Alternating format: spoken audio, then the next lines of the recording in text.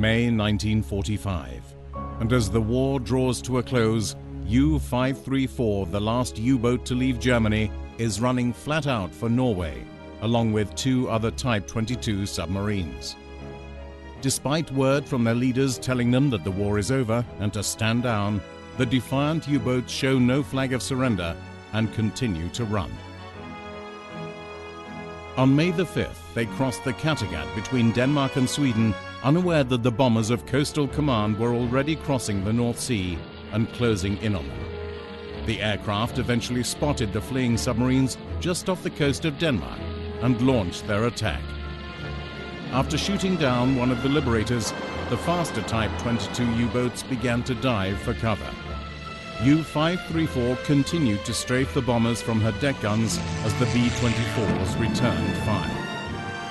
We saw the 3 U-boats and we came in on its port rear quarter, descending in height because we were too high for a bombing run. I only set 4 depth charges and we released them. I released them, and one of them had landed right on top of the U-boat and slowly rolled off the U-boat, and when it got to the designated death, it blew up right underneath the U-boat.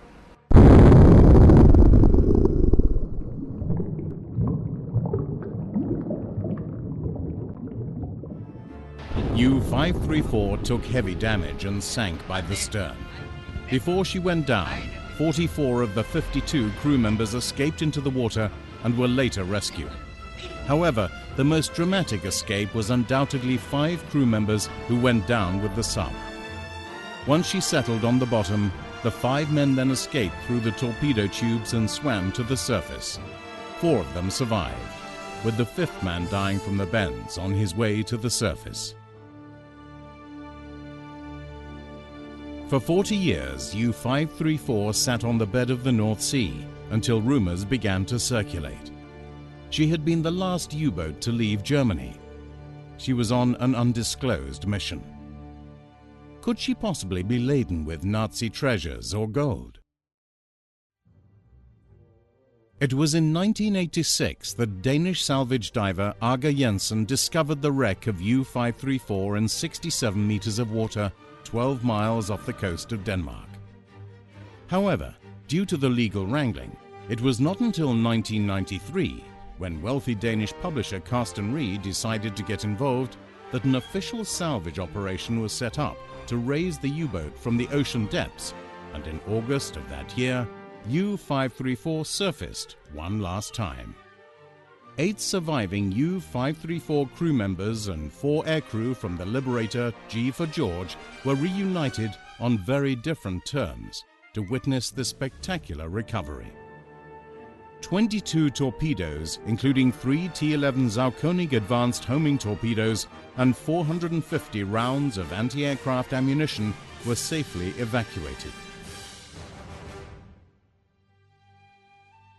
Inside the submarine, wonderfully preserved by the silt, the salvage team found an amazing collection of wartime memorabilia, such as uniforms, documents, personal belongings, even wine, but sadly, no gold or any hint of Nazi treasure.